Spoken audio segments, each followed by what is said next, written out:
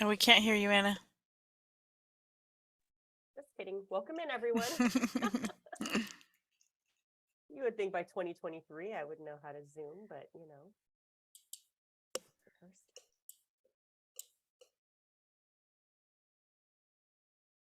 Right. While everyone is still filtering in and getting settled in the Zoom room, if you feel like throwing it in the chat where you're joining us from today, because this is obviously sponsored by Central Valley Regional Hotline. So this will give us an idea of where everyone's joining us from.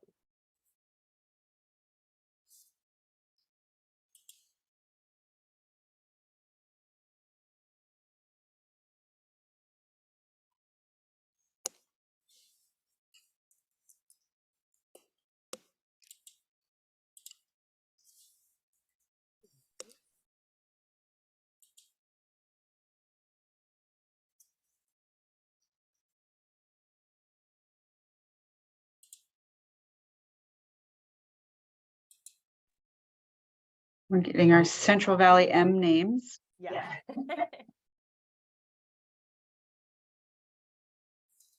All right, cool. Looks like our participants have slowed down in speed, so we will go ahead and get this started for everyone. So, hi, happy Thursday. Welcome I to know. the Like, what Mid-Year day? Labor Law Update. This is sponsored today by the Central Valley Regional HR Hotline. My name is Anna Manzano, and I am the Digital Media and Event Strategist here at California Employers Association. Now, before we begin today's webinar, I just have a couple of details to go over with you. Your audio will be muted throughout the presentation, but we do always ask for your participation anyway. If you have any questions pertaining to the presentation, you can type them into the Q&A box, which you'll find along the bottom row of your window at any time, and we will do our best to address them as we go. Handouts for this presentation were attached to the reminder email that included the link to this presentation. I know we had a couple of last minute signups, so please do enter your email and I'll make sure that you have the PDF. If you need them resent, go ahead and put them in the chat box, no problem. And most importantly, today's survey, because your feedback is very important to us. Please complete the survey by accessing either the QR code at the end of the presentation or in your handout.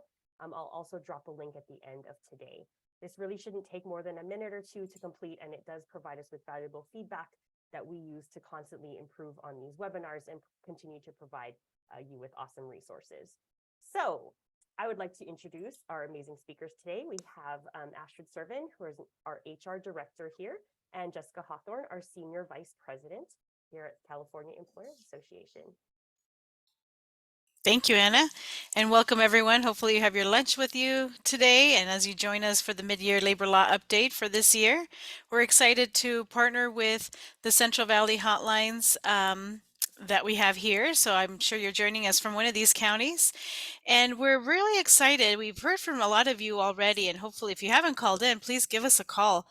You can find the 800 number there to your respective county, and tell a friend, tell a neighbor, tell someone you know that you have this wonderful service in your county where you could call in and get some complimentary HR advice regarding hiring and firing, so the entire employment cycle. Some processes there, some paid sick leave, FMLA, any kind of leave of absence if you have questions on it, anything from breaks, lunches, overtime, questions on your policies that you may have in your employee handbook. We cover it all. We help you for about 15 minutes or so of a phone call to partner with you. Maybe you're in doubt about something. A lot of times you know the answer, but you just want to check in with somebody and say, look, here, am I on the right track? Or what do you think? And bounce the idea off someone. So it's a great no cost way of getting some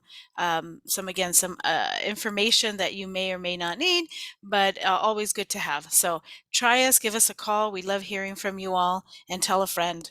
We also are an HR consulting company, and we provide what we'd like to say peace of mind to employers out in California with our HR solutions. So anything from, again, all the employment cycle.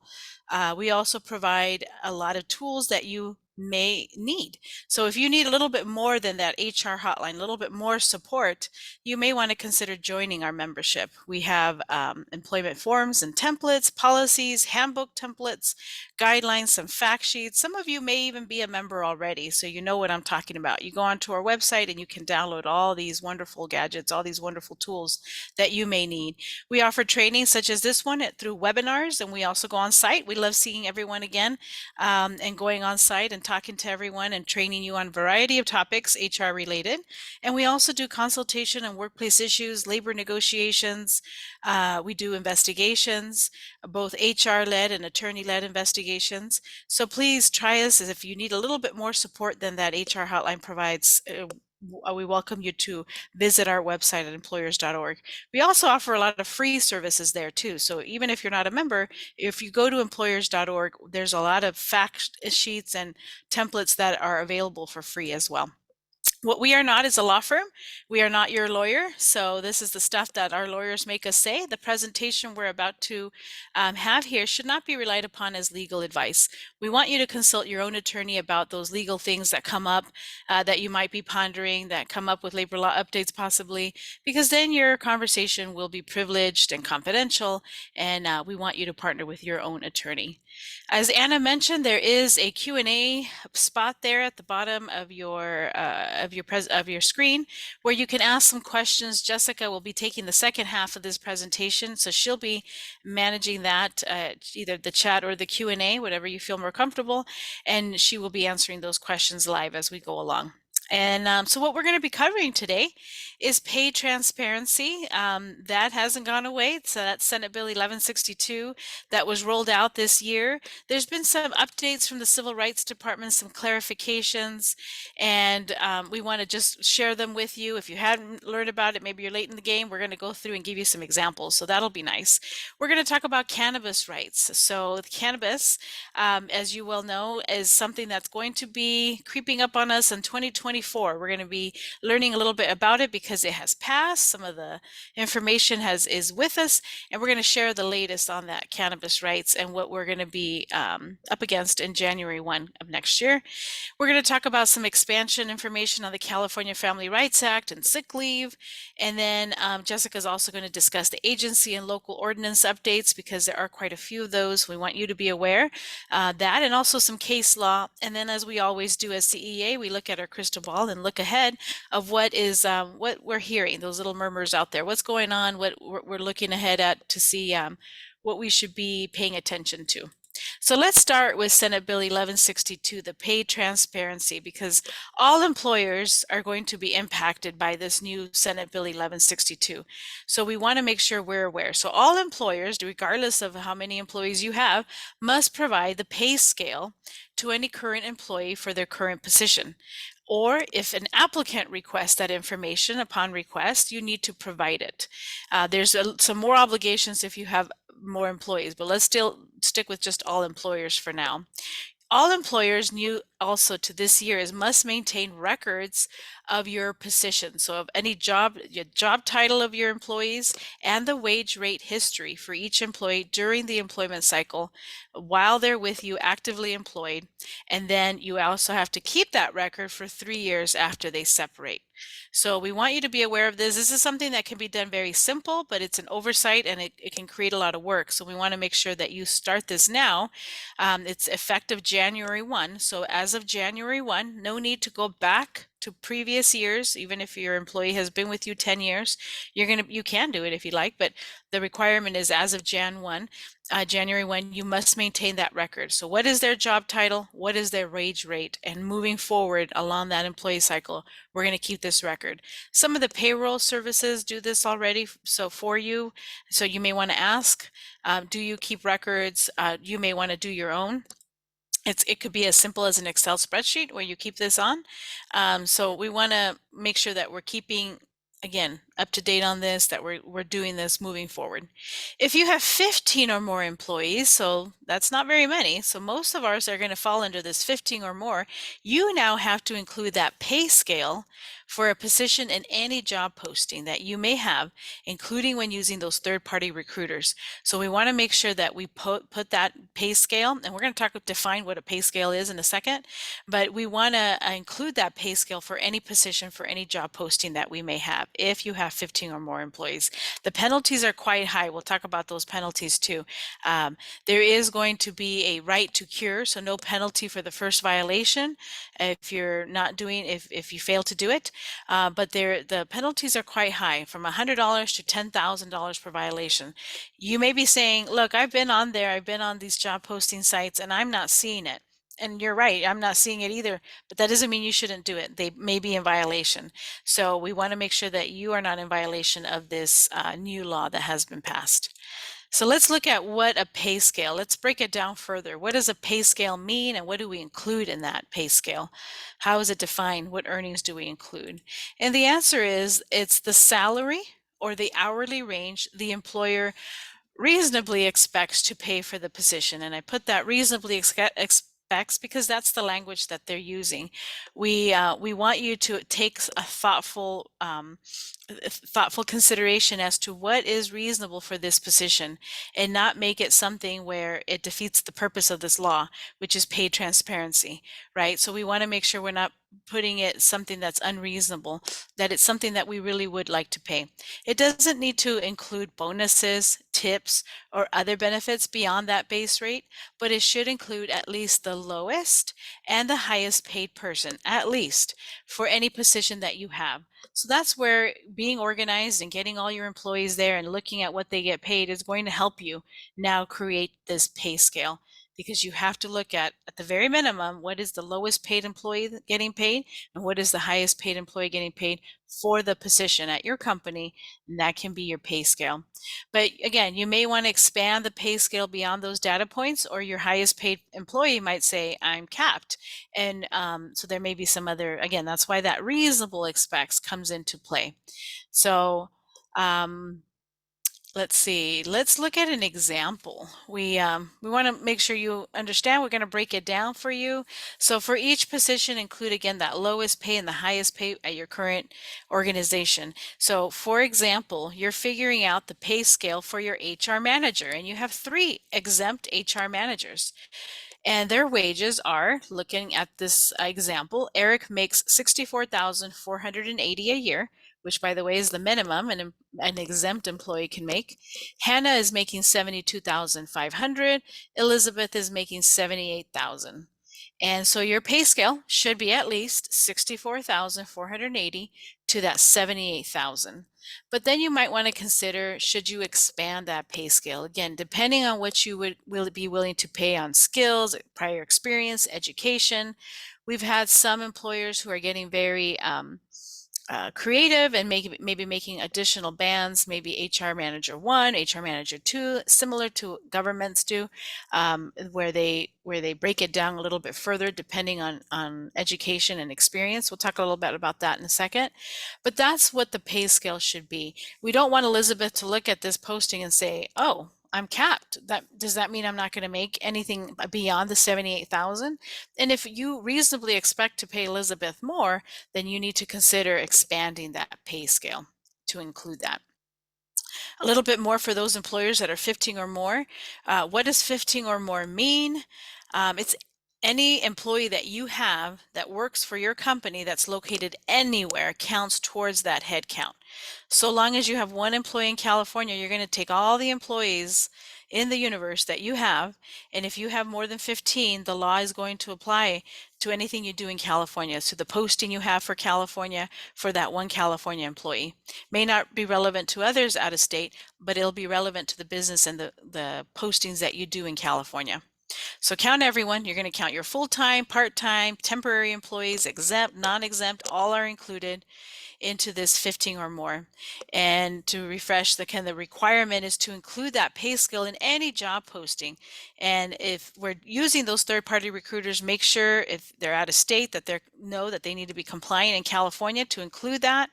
The pay scale has to be listed in the posting itself. It cannot be a link or a QR code. And just recently, Jessica will maybe share later on, we found a little error in one of the think it was the Civil Rights Department themselves who had a link to the posting where the pay scale was at and not in the pay scale itself. So we want to make sure you're not doing that, however, because that's not compliant. The requirement is to not use a link or a QR code to post that pay scale in the posting itself. It's going to apply to any position that could be filled in California, whether physically or remotely, which is why if you're maybe conducting business in other states, but the posting that you have, you're recruiting in California and may be filled in California, then you must include that. So again, they're part of your company, you're counting them. Okay, let's look at some job posting compliance to kind of wrap it up. You must include the entire pay scale for the position, not just the hiring range. However, you may include the hiring and starting range as additional information or clarification. You can put as of this date. Some employers are getting creative about, this is current as of July 2023, because you don't know where this posting is going to end up in the future. So you want to maybe tie it to a date. Some consequences, I talked about this earlier, the penalties are pretty high, and we've seen the labor commissioner already go after some companies for non-compliance. They do give you that opportunity to cure, meaning you can correct it, but if you don't fix this, and the penalties just keep getting higher and higher. And again, we recently have seen a case where this happened, where the employer, for whatever reason, didn't comply, didn't cure, and now they're being hit with these penalties. So you want to make sure that everyone is trained on this. You may want to train, again, we have a meeting with your management team so that all managers that do postings or maybe authorize a single person in your company or a few people in your company are the ones that are going to post for your company so that they're aware of what the requirements are, and we're not just willy-nilly putting postings out there without being compliance. So you may want to do this. We recommend ideally twice a year, but we know real world that may not happen, but at least annually, look at all the positions for the company and list them all out. Then ensure you have job descriptions. Now, job descriptions are not required, but they are a very good idea for a wide variety of reasons, and more so now than ever for the pay scale, pay transparency reason. We want to list out the job descriptions. We want to make sure they're accurate. Some of these are outdated. We've had them for a long time, and they may hurt us and harm us, because when you're looking at that job description, does it really fit what that employee is doing? Has that employee maybe taken a few steps up and is working above that capacity of that job description that you have? So you want to look, or maybe even the other way around. So lots of changes in the last few years with COVID. So we want to review and ensure that these are still accurate and working and reflective of what we're paying our employees and what we're asking them to do. So then we're going to review our payroll records. What are we actually paying each employee? Then we're going to create those pay scales based on that information, based on that data. We're going to review those pay scales because we may have unintentionally be discriminating. And that's what this whole law is about, pay transparency, to make sure that we're correcting any kind of gender or race gaps, pay gaps that we may have had. And so we're going to review those pay scales and look and see where they fall. Do we need to increase? Do we need to move things around? Do we need to create those pay bands? And then do that audit and update those pay scales accordingly, according to the information that you've now come upon. Okay. So to wrap this up, some tips to stay compliant. We want to make sure, again, that we are doing what the motivation of this law is to have that pay transparency, to make sure that we're closing any kind of gap that we've had, that we have that equal pay for substantially similar work. We want to train our management team or anyone who does hiring, anyone who's interviewing, to not seek salary and history information in hiring. That's been the case for quite a long time now, but it's always good to refresh. And as we promote employees and supervisors up to hiring positions where they're actually interviewing employees, we want to remind them we shouldn't be asking for salary history. We don't want it on our application, and we shouldn't be requesting it because, again, we want to, we can ask, what do you expect to make for this position? What is your salary expectation? But we shouldn't be asking them what they made. If they voluntarily share that information, that's okay. For 2023, employers of all sizes must retain those job title wage history records and be prepared to respond to those requests from current employees and applicants. And then for 15 or more employees, include that pay scale in those job postings. If you are a member, let us support you. We have a pay scale toolkit that kind of goes through the whole process, and then you can give us a call once you complete that toolkit and go through it all. But it really good information on there for you all. All right. Well, it's a good time to transition to cannabis because, I don't know why, but let's talk a little bit about the history of cannabis in California because we've had to learn quite a bit in the last year, in the last 6 months or so. The cannabis legalization history, just a little bit of information of how did we get to where we're at. In 2016, as you may remember, California voters passed Prop 64, which legalized that non-medical recreational cannabis, and that said that in California, adults 21 or older are allowed to smoke or ingest cannabis in a private home, allowed to possess small amounts of that non-medical cannabis, and even grow small amounts for personal use. Now, federal law, not so much. That hasn't changed. It remains illegal, including for medical purposes. So Prop 64 didn't really have too much of an impact on California workplaces. But why are we talking about it now is because AB 2188 passed, and it passed this year in 2023. It doesn't take effect until January 1, 2024. And what this has done now is it's created this new protected class for individuals who use cannabis while off the job and away from work. But what remains is that you cannot be impaired while on the job. So at least we have that. It's going to be very similar to what your policy you have now, your drug and alcohol policy. But we have some clarifications on some of the specifics, so we'll share in the next slide here. But the employers, what this is doing is, when you're doing your harassment and discrimination training, you have all those protected categories: race, sex, religion, gender. Well, now we're going to have cannabis users. So with this, you need to train your management team, you need to train your supervisors. If an employee discloses that they are a cannabis user, we cannot use that information against them when hiring or when promoting or when taking any kind of action in the employment cycle, because they are a protected category now.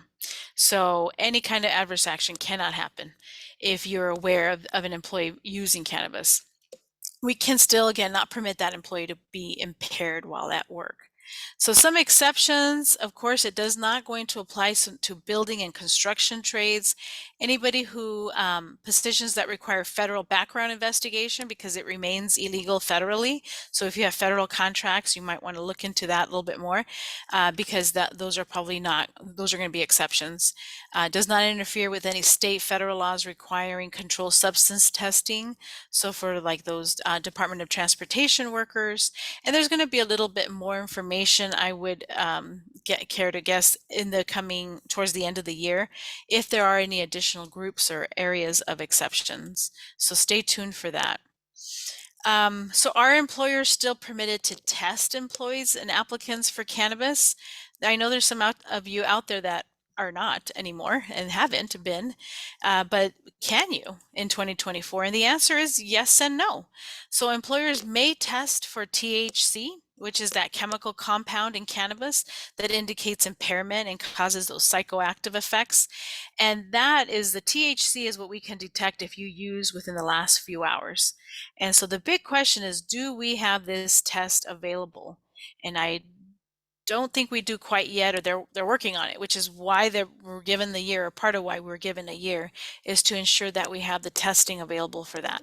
Because employers cannot test for the non-psychoactive cannabis metabolites. Those are stored in the body after the THC is metabolized, and those do not necessarily indicate impairment. It just means that you may have used in the last few weeks, and this is all according to the California legislator who has educated us HR professionals on the cannabis and the breakdown of it.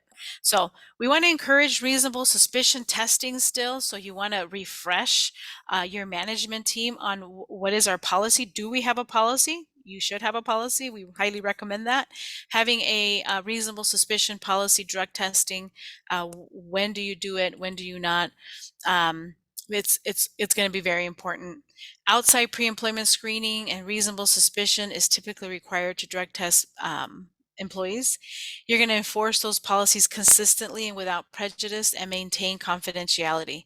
So, if you're a member of CEA, we have a whole toolkit on drug testing, a reasonable suspicion drug testing. You should have a policy again that we do testing if in cases of reasonable suspicion. What are the different elements that we look at when we're looking at reasonable suspicion?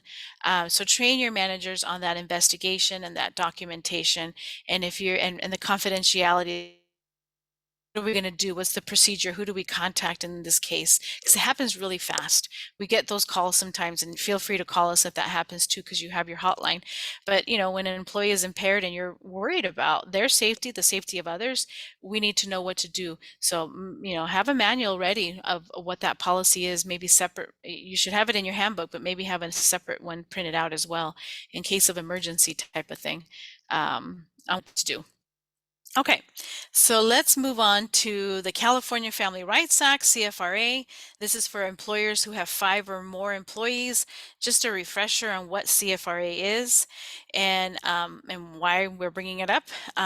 It provides up to 12 weeks of unpaid leave and guaranteed reinstatement at the end of that leave. The benefits, you have to continue them during that leave because it is protected time. You're going to pick a 12-week, you're going to pick 12 weeks within a 12 months period for eligible employees. So you're looking at that employee they've requested, and you're looking at whether or not they're eligible. And whether or not they're eligible means, have they worked for you for 12 months, and have they worked for you at least 1,250 hours in that prior 12 months. So you're looking at a 12-month period that you've designated, either a look-back period of 12 months from the time they requested that leave. Am I looking at a calendar year of 12 months? Am I looking at an anniversary year? You should elect that. That's the California requires you to specify which one. Typically what we recommend is a look back of 12 months from the date of request, from the date they need to take the leave.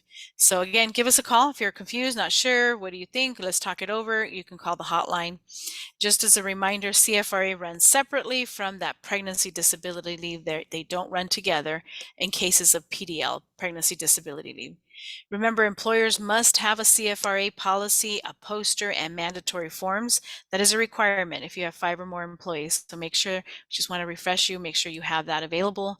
Here are the covered reasons why an employee can take CFRA: for baby bonding, which is different from pregnancy disability leave, which is why they don't run together. We're going to run the PDL and then we're going to run the baby bonding. And baby bonding is for everyone that has a birth, child adoption, or foster care before the baby turns 1, or in cases of foster child within that time period. Own health condition, you have your own serious health condition except for pregnancy, but this also includes workers' comp. A lot of people fail to run the CFRA when in cases of workers' comp, but if they meet that eligibility, run the CFRA at the same time the employee is out on workers' comp leave, because you want to run it out. We don't want them coming back from a long workers' comp leave and then taking CFRA. So run it concurrently.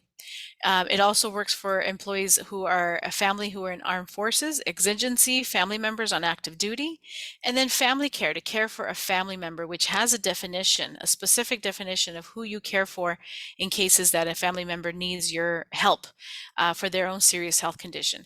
And that's where the new law comes into place. That AB 1041 is that designated person. So now we have a new law that says for paid sick leave and for CFRA, employees may use mandatory paid sick leave or take leave under the CFRA to care for a designated person.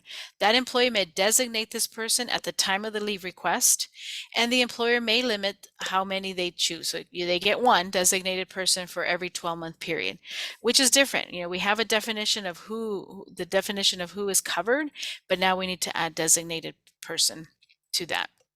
So don't forget to update your handbook, your policy, your forms that you may have where you define who a family member is. You're going to want to add that designated person, again, for both paid sick leave and for the CFRA. Moving on, our new law, AB 1949, is the bereavement leave, and this is for employers with 5 or more employees. Again, you must now provide eligible employees for up to 5 days of unpaid leave upon death of a covered family member. And we'll define what a covered family member is in the next slide. But this is something that you may already have a policy very similar to it. You may just need to tweak it. It's an unpaid leave of absence, but it is definitely something that is required of you now, okay? So eligible employees, again, you can be more lenient than this, but what the law says is an employee is eligible if they've been with you at least 30 days before they need the leave. So you can make it where everyone is eligible. They don't have to wait 30 days, or you can change that policy now. Employees must use that leave that they're requesting within 3 months of date of death. How will you know that? You're going to ask for documentation because that is allowed as well. Again, optional if you want to. Employees are also not required to use it consecutively, meaning they may need a day to grieve, they're shocked and they need a day, then they need a day to plan out the funeral, and then they need another day maybe for the actual services and to take care of business, that kind of thing. So 5 days, they don't have to be consecutive, they can be intermittent. So your policy should read that way. And again, you may want to, just depending on your business, your employee, your base, some employees take advantage, and so those employers would rather have some sort of substantiation. Other employers know their employees, they maybe worked with them for long time periods, long years, and they don't feel the need to have that. Optional. But the leave again is unpaid, but they can elect to use whatever benefit time they have. So you have to allow them to use sick time, which is new, which you also need to change in your sick leave policy, that employees can now use sick leave for bereavement as well. And then they can also use vacation or PTO. So you have to provide the time for them, and it's up to them whether they want to use these benefit times, but you can't deny that. If they want to use their sick or PTO vacation, you need to allow it. You want to maintain confidentiality. That is written into the law as well. And sometimes, we want to send flowers and condolences, and that's been done. So again, be careful with that because one of those things is maintain confidentiality. Here's a list of the covered family members: your spouse, your domestic partner, your child, parent, parent-in-law, sibling, grandparent, and grandchild. Notice that it doesn't include that designated person. So designated person for sick, for CFRA, not for bereavement. You can have a policy that includes that. Less confusing. Let's just make it the same. You can if you'd like. It's not written into the law that way. So you can decide whether you have more covered there. We have some employers who say non-family members, maybe they get 3 days, maybe make the leave different. But again, up to you. Give us a call. We can run through those and we can talk about what's best for your business and your employee base. The leave is per death, not per year. So if an employee unfortunately loses one family member in January, another family member in July, and another one in December, I would say, wow, that employee has really bad luck, and that's an awful year, but that is per death, not per year. And that's where, if we're seeing those kinds of things creep up and we're questioning them, you may want to. I had this conversation with a member yesterday, and they're like, we're going to add it in because we feel like this happens a lot. This employee seems to have a lot of deaths in the family, and so they're going to request substantiation in their policy. Okay. And let's move on. Some key takeaways from my area here from this section. The paid sick leave and the CFRA policy should include that designated person. Update or add that bereavement leave policy if you need to, because that bereavement leave is required now of unpaid time off. You might need to change, because I think the most common one was 3 days of bereavement.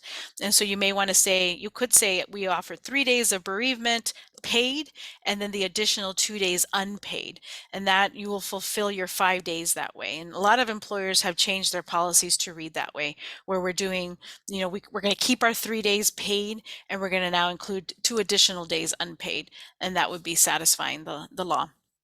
You want to update your forms for both paid sick leave, CFRA request forms by adding that designated person. You want to make sure your posters are updated. Lots of poster updates for 2023. We have a little bit.ly here, a little link to handbook services. If you don't have a handbook and need a handbook template, you may want to consider joining. We also have a very inexpensive handbook template that you can purchase and go through it on your own. And then we also have the labor law posters, which again, you're going to have to update for 2023 to be in compliance because there's a lot of updates that have been made this year. So I think that's all I have for my section. Jessica, I'm going to let you take over here for agency and local. I know that looked like the chat and the Q&A were a little active there, but I think you took care of it all. We took care of it all. And just for clarification, bereavement leave is 5 days per death within a 12-month period. And it's unpaid unless your policy provides for compensation. Is that right, That's Astrid? right. Correct. Yes. Okay. I just wanted to Absolutely. clarify. We got a couple little questions about that, but want to Okay. make sure that was clear. And Ashley was nice enough to answer, what does CFRA stand for? So California Family Rights Act, it's similar to FMLA, but very, very different at the same time.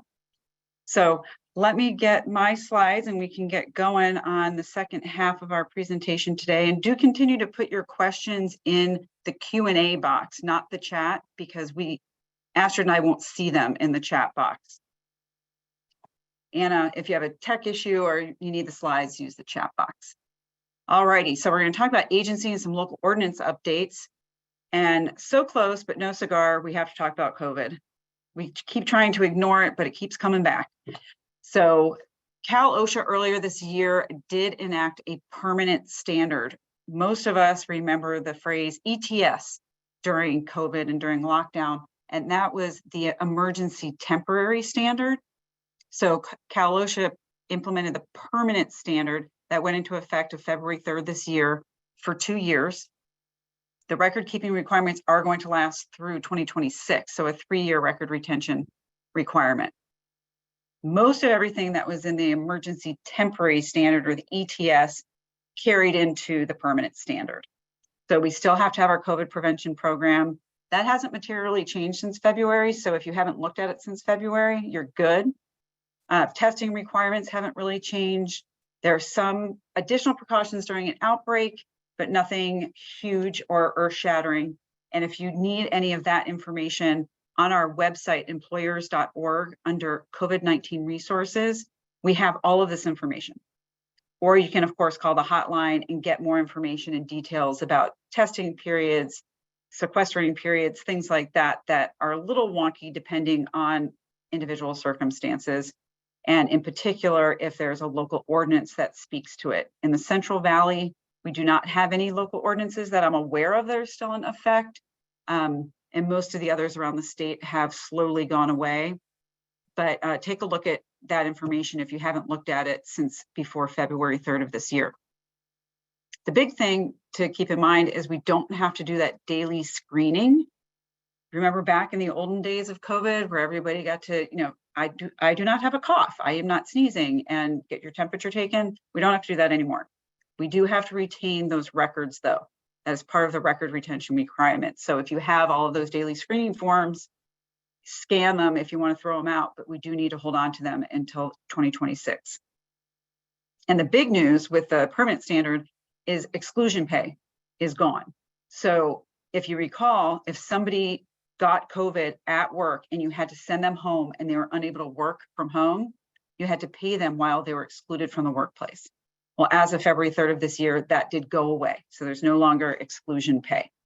So we do have a fact sheet. Take a look. We have a bit.ly here if you want to link to that in case you want to refresh your recollection of COVID, or if you just want to pretend like it never happened, that's up to you, but we have the information there if you want it. Also importantly, our California Department of Public Health did align with Cal OSHA. So there are consistencies now, whereas for a long time, they were very different and hard to interpret. So as far as isolation and quarantine guidelines, a COVID positive person can end isolation once they start feeling better or if they have no fever for 24 hours. You don't have to test them, nothing. So that's a really nice bright line. For healthcare and high risk settings, vaccination requirements went away and masks were no longer required. This happened right around May of this year. So those of you going to your regular doctor's appointments, or if you go to hospitals or Kaiser, all of a sudden you don't have to wear a mask. that is why. So there are still masking requirements, though, after close contact exposures during outbreaks or if there's a local ordinance in effect. So be aware of any specific requirements for your particular area and be aware of what the definition of close contact is based on the size of your workspace. And we do have that information on our website, or you can call the hotline that Central Valley is hosting on your behalf. Okay, moving away from COVID, California, our minimum wage right now is $15.50. However, we have over 40 different local minimum wage ordinances around the state based on county, city, a couple other factors. So if you have people who travel around the state, or if you have remote workers working places outside of the Central Valley, all of the Central Valley follows the California state minimum wage, but most of the coastal areas all follow different minimum wages. So like I said, there's about 40 some minimum wages around the state. And that minimum wage applies for somebody who's working within that locality, or if somebody spends 2 or more hours in a work week within that locality. So if you do have minimum wage workers or people earning around minimum wage and they travel or they work remotely in most of these coastal areas, they're going to have a higher minimum wage. So make sure you're aware of that so you're paying the proper minimum wage. I mean, this could come up just as easily. You have somebody who works out of your Madera office, but goes to the Bay Area and gets stuck in traffic on the Oakland Bay Bridge for 2.5 hours. All of a sudden, they've worked for more than 2 hours in a work week under probably the Oakland minimum wage. So be aware of those requirements if you have people moving around the state. And we do have a fact sheet on our website that anybody can access that has all the minimum wages around the state. Some of the fun ones we want to throw in here. For the most part, the local municipalities update their minimum wage on January 1. We have a smattering of ones that do it on July 1. And San Mateo County just tries to make it fun for everybody and threw in an April 1st date. So these do change and they change every year. We try to keep up with it. So be aware of January, April, and July, especially if you have folks working outside the Central Valley or traveling around the state. And that's a bit.ly to our fact sheet that any of you can access. There are some local fair work week ordinances that are starting to crop up around the state. Again, mostly the coastal areas, Bay Area, LA, specifically Berkeley and Emeryville and San Francisco in the Bay Area and the city of Los Angeles. These are really aimed at the larger businesses. So if you're part of a larger business and you have a location in the Central Valley and you have locations LA area or San Francisco area, be aware of what these are. And really the crux of it is you need to give advance notice of people's schedule. And if you're going to change that schedule, you have to give enough advance notice based on each local ordinance's requirements. So if you do have localities in LA, Berkeley, San Francisco, Emeryville, make sure you're aware of this. And again, use the benefit of the Central Valley hotline to give us a call if you have any questions about this sort of stuff. All right. So we, for a few years now, have been able to, if we have a fully remote workforce, we've been able to verify documents for I-9 purposes remotely. So if you're onboarding somebody over Zoom because you have a fully remote workforce, they could just hold up their driver's license or passport or whatever document they want to show you, and you can fill out the I-9 on your own without actually physically examining those documents. Well, those are going to expire on Monday. So everybody who is doing remote verification needs to start physically examining the documents of anybody that you did that remote verification for before the end of August of 2023. So really important. Another thing that's happening, and I'll get to it in just a moment, is the I-9 form. So if you filled out the I-9 form doing remote verification, now you're going to physically examine those. You can note it on the same form, but honestly, it's just cleaner if you fill out a whole new form, attach it, and put a little note with it saying, updated because remote flexibility ended. This is very important because a lot of folks understood that remote verification to be okay across the board, but really it was only okay if you had a fully remote workforce. So if you've been doing remote verification and you have people working at your work site, make sure you physically examine all the documents as soon as possible. So you can do it yourself, or you can use an authorized or third-party representative, because you may still have remote workers. So you have to figure out a way to get to them or them to get to you. So there are ways, and the USCIS has a really cool, well, cool may not be the right word, but a really helpful thick document called the M274 Handbook for Employers that answers a lot of questions about how to properly fill out the I-9, update the I-9, and so forth. So if you have really detailed questions about the I-9, I would recommend looking at that M274, or again, just give us a call, because we look through that thing a lot and we're happy to answer your questions about that. So the big news for us in HR land is the I-9 form expired October of 2022. And we have been anxiously awaiting the arrival of the new one. So I guess, well, that's a normal childbirth length, about 9 months it took them to get us a new I-9 form. So they've birthed it for us. We still don't have it. It's going to be available on August 1st. And if you Google Form I-9, the first thing that pops up is the I-9 Central page of the USCIS. So August 1st, that new form will be available. You can keep using the current expired version through the end of October, but you might as well just start using the new one now once it comes available on Tuesday of next week, which is August 1st. You do not have to go back in time and update all of your I-9 forms with the new form. It's just moving forward from August 1st on, you must be using that new form with that little bit of flexibility through the end of October. So keep an eye out for the new I-9 form coming out. And then in addition to that, what they did for the Form I-9 is they simplified a lot of it.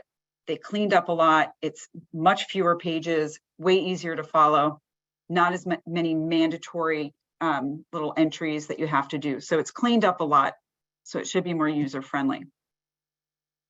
Earlier this year, the USCIS did announce their update that as an employer, you can accept an individual's self-identified gender marker when filling out the Form I-9. What that means is there's a part on the Form I-9 that asks somebody's gender. And if somebody self-identifies with a gender different than, say, their driver's license indicates, you can accept what the person says. You don't have to put what the driver's license says. So that makes it a little bit easier, and you don't have to have a conversation about it. You can just accept what the individual says on that Form I-9. Okay, so this is the part where we kind of look forward. We don't know a lot of the answers to these things, and some of this is just things that we like to think about to help employers think differently about how they approach their workforce. We're going to talk about a couple of bills and regulations that are on the horizon, meaning they haven't happened yet, so we don't have to worry, but it's something that we here at CEA watch very closely. So should they pass, we can be ready to share those with you and give you the right answers at that time. And then we want to talk about some workplace well-being thoughts, just because there's a lot of stuff out there. So you as leaders in your organization, it's good to fill your own cup every once in a while with some thoughts around well-being. So the state of the economy, I attend a lot of conferences, and we always have an economist that comes and talks to us for an hour. And at the end of that hour, we basically have learned that nobody knows what's going to happen with the economy. So depending on how invested you are in how the economy may or may not work out, they updated the inflation, they raised interest rates, things like that. It's hard to tell how these things play out, but it does cause some stress, and it causes stress in leadership and also your rank and file. Is my job going to be safe? How's our company doing? And we hear about a lot of the Silicon Valley type big organizations laying people off, but those people seem to bounce back and end up somewhere else. Unemployment is pretty flat. It's looking really good. The unemployment report this morning is unemployment filings has gone down by about 7,000 in the past week. So things are looking okay unemployment wise. We lost a lot of people in the state of California during COVID. A lot of people moved to other states. We don't know if that was for financial or personal reasons, but we also know that a lot of folks say, for example, Google had everybody fully remote. Well, Google announced we want everybody back in the office. So anybody who left California because they had a fully remote opportunity and still work for Google may have to come back now. So that'll be interesting to see how business changes and how the economy plays out with some of these population changes. Remote work appears to be here to stay, at least in a hybrid capacity. About 35% of workers work 100% remotely now. 41% are on a hybrid schedule. We keep hearing that many bigger companies are requiring a return to work. But a lot of recruiters out there are telling us, if you're not offering some sort of flexibility when the role can support flexibility, your applicants are going to walk away. So it's an interesting challenge as an employer when you're recruiting people. What sort of culture, what sort of organization are you? And can you support hybrid work, remote work, and different types of work flexibility to appeal to a broader group of applicants? Because we know that recruiting is a big challenge right now as well. So ChatGPT, I won't belabor this. If you ever open up a Google browser, you can't get away from ChatGPT at this point. Now that I'm talking about it out loud, your Facebook and Instagram and Snapchat and TikTok will suddenly start telling you a lot about ChatGPT. So really what it is it's really changing the way that we're interacting with technology. And a lot of people talk about disruptors in your industry. And disruptors aren't always bad. Disruptors can make us sharper and make us do what we do even better. So it's an important thing to think about how you approach your job and how you approach your industry and using ChatGPT in the most effective way that you can. And there's other considerations that we all do need to think about, especially in a leadership role, is, are there advantages for us to use this? Is it going to hurt us to use it? Should we allow our whole team to use ChatGPT as part of their work? And if we do, what can they use it for? And how are they using it? And are we going to give them guidance for that? Is this just a way to say, I got to come up with a policy on X, I'm going to do ChatGPT, and then I'm going to revise it, edit it. I'm going to call the Central Valley Hotline and say, does this sound like a valid policy? Is there anything that I'm missing? That's a great way to use it. But one thing that's really important as an organization is if you do allow employees to use ChatGPT on company computers or company phones, have some rules around it. Already people are getting in trouble. I mean, everybody heard about the lawyers that put something in ChatGPT and actually put it in their brief before the court. I mean, that's ridiculous. We know that. But people are having concerns about plagiarism and just people taking shortcuts without realizing that maybe the information in ChatGPT isn't as up to date as we think it is. Do we know where this information came from? Do we validate this information and so forth? So it's really important to have some thoughts around that if you have your team using ChatGPT or any sort of AI at work. So a couple of bills that we're watching. Most of these have not gotten out of committee yet. So the way the legislature works, many of you probably know, a committee comes up with a bill. If it gets out of committee, then it gets to the whole House. If it gets out of that House, it has to go to the other chamber. If the other chamber passes it out of committee and then it gets to the whole chamber, then they get to send it up to the governor. And then the governor decides whether to sign it or veto it. So we're at the lowest possible level still on all these bills. The legislature usually doesn't close until September, sometime in September. And then 30 days after the legislature closes, then the governor has to have signed or vetoed any bills that come across his desk. So we're a long ways away from finding out what happens to these, but we all know September and October will be here before we know it. So a couple things that we're watching to see if they get any traction in the legislature is sick leave getting expanded from that 3 mandatory days or 24 hours to 7 days. So this has come up every year since 2015, since the mandatory paid sick leave was passed. We don't know if it'll pass this year, but we are keeping an eye on it. There's also a push to add family caregiver as a protected classification under the Fair Employment and Housing Act. Our Fair Employment and Housing Act is the law in our government code that governs all the discrimination, harassment, and retaliation rules in the state. And so, as you know, if you've taken harassment prevention training, we have a lot of protected classifications in California. We have hair, we have race, we have gender identity, and so forth. So this is a push to add family caregiver as another one of those protected classifications. And for those of you in the healthcare field, there is a push to have a minimum wage just for healthcare to be $25 an hour. So we don't know what's happening with these. Like I said, some of them aren't even out of committee yet, but keep an eye out for the labor law update for 2024 to see if these passed and got signed by the governor. In Cal OSHA, they've been busy.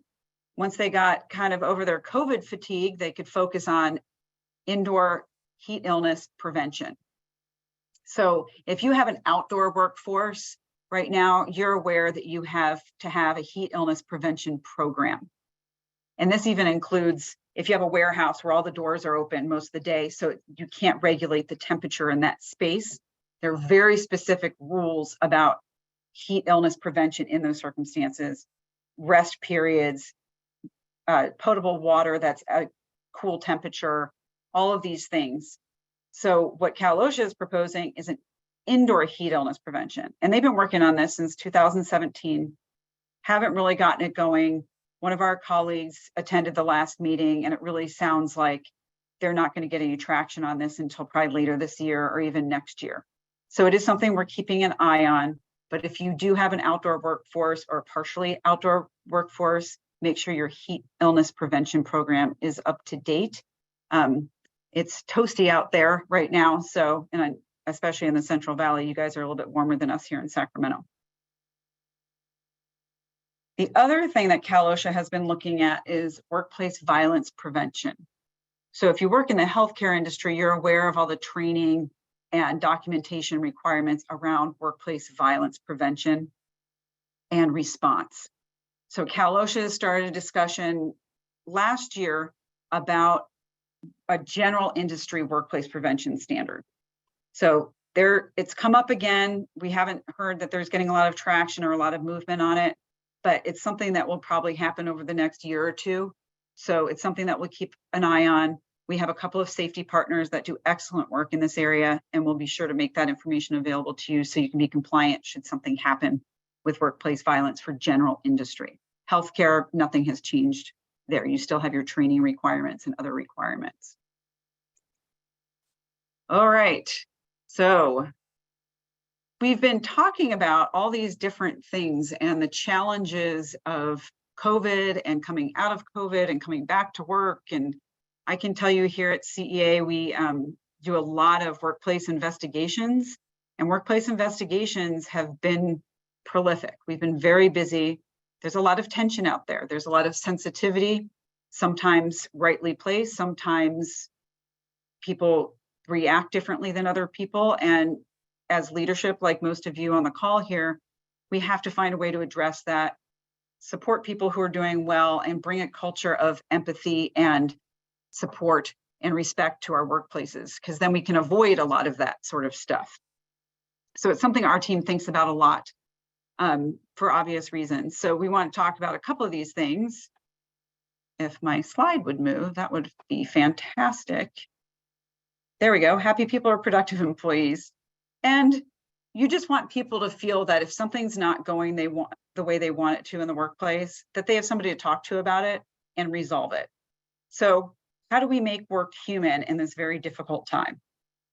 And it's very simple if you think about it. I had a boss years ago. He was a very gruff, serious guy, and he was a man of few words. But at the end of every staff meeting, he would say, "Thank you all. I know how hard you all work." And we all just went, wow, that was sincere. It meant a lot to us. It means he knows that we're working hard and he appreciates it. And it's that simple sometimes. It's just a honest, authentic thank you can go a long way.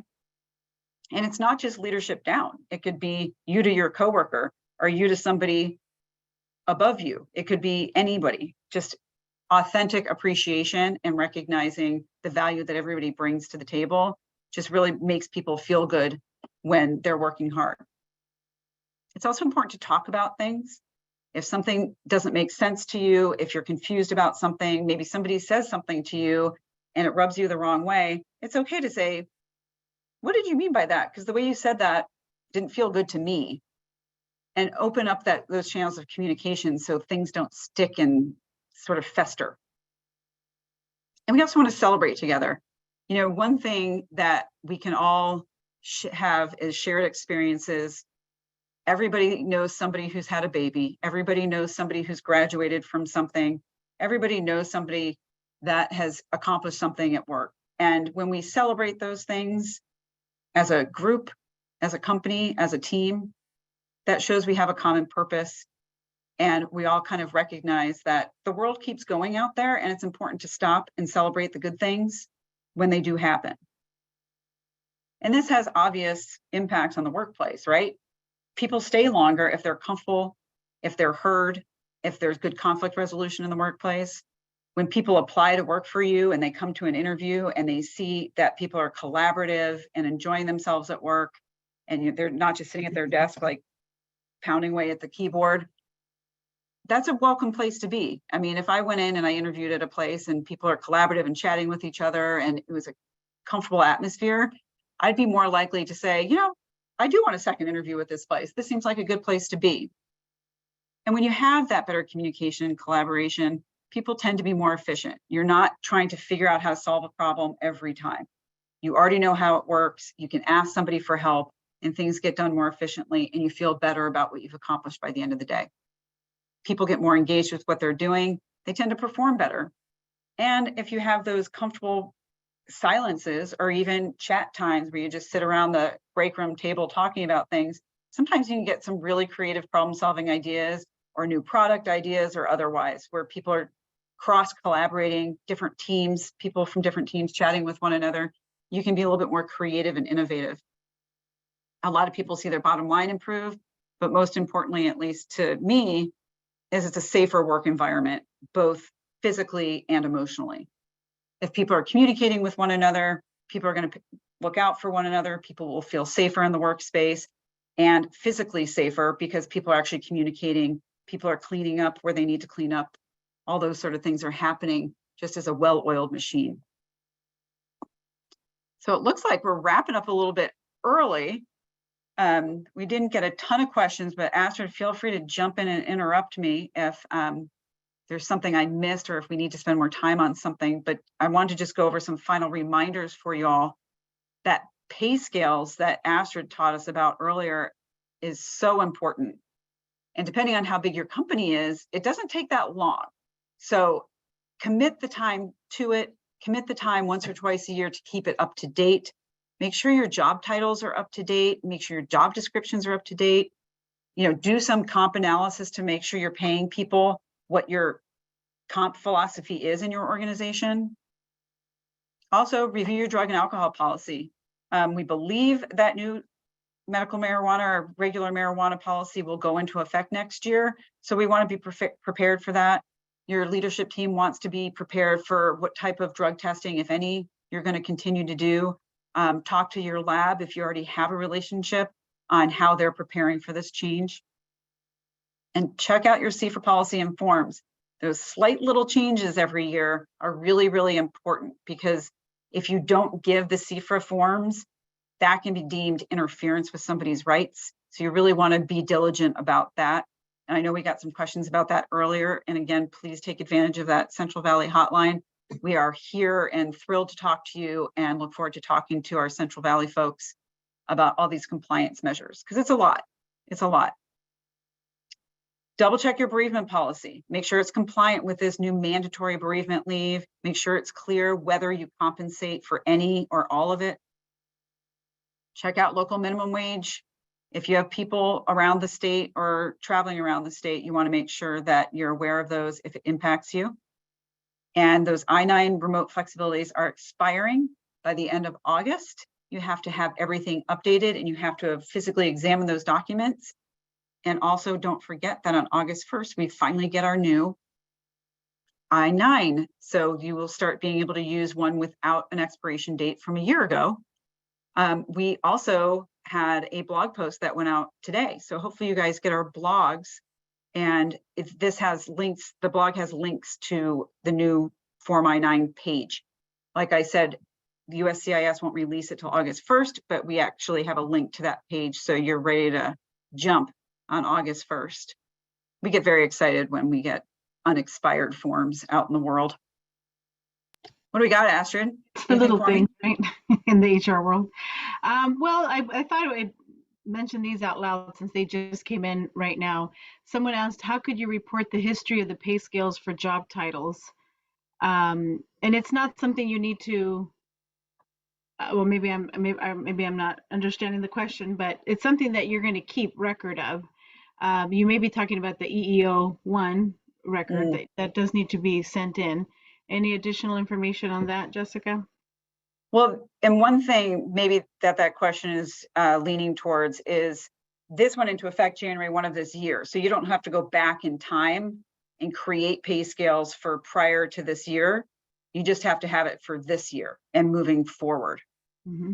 So I don't, hopefully we covered all the bases, but if we didn't, okay, she a said follow-up question for us. Yeah. And then someone else asked, if minimum wage is increased to 18 in 2024, does that mean the minimum salary for exempt employees will be 74,880? And I can't do that math that fast. Yeah. But Not gonna do the math in my head either, but yes, if the state minimum wage goes up, the minimum salary for exempt employees goes up. The local minimum wages do not impact the minimum salary for exempt employees. Yeah, double that minimum wage. Okay, those are all the questions. Someone else has the interesting one that kind of plays into expenses possibly. Somebody asked, for example, since Google is having their employees come back to California, is Google required to pay relocation fees? And I answered it, likely if it's a voluntary move back, it's not required to pay the relocation fees, but it can probably be negotiated. And I know if Google initiates, sometimes they do pay, but do you want to speak a little more to what's required of employers in California when it comes to expenses? Well, it's an interesting thought, and I'm guessing we're going to see some litigation over that, because what did Google say was the primary work location of employees? Were they allowing people to work wherever, but the primary work location was still Silicon Valley? They don't have to pay anything. Your primary work location is Mountain View, California. You need to get to Mountain View, California, or you don't work here anymore.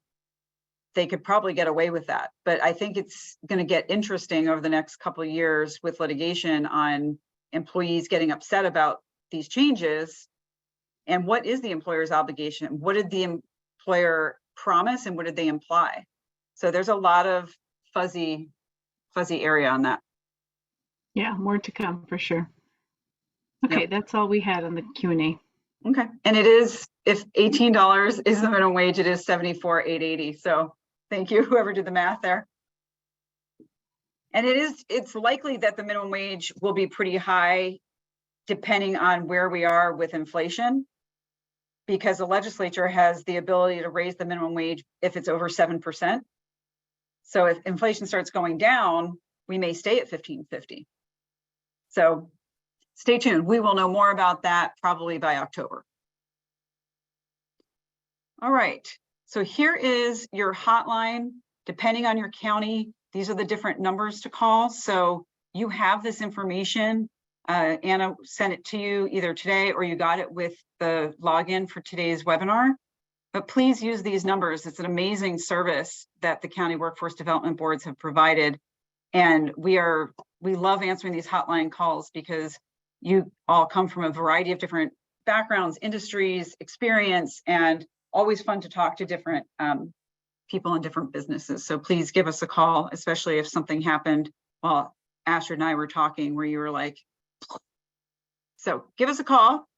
I will also leave this on here. If you need more support than just phone calls, we do have membership plans starting at $99 a month, free harassment prevention training, toolkits, posters, about 300 different forms. So there's a variety of options for you, but in the meantime, do use those HR hotlines.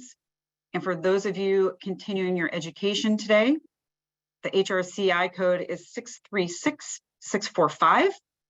Your SHRM code is 23 M as in Mary, Q, D as in dog, K as in, what's the word that starts with K? Special K? And N as in Nancy. A little weary today. Sorry about that, folks. So here are your continuing education codes, and I will pass it back to Anna so she can remind you of how to use the survey. All right.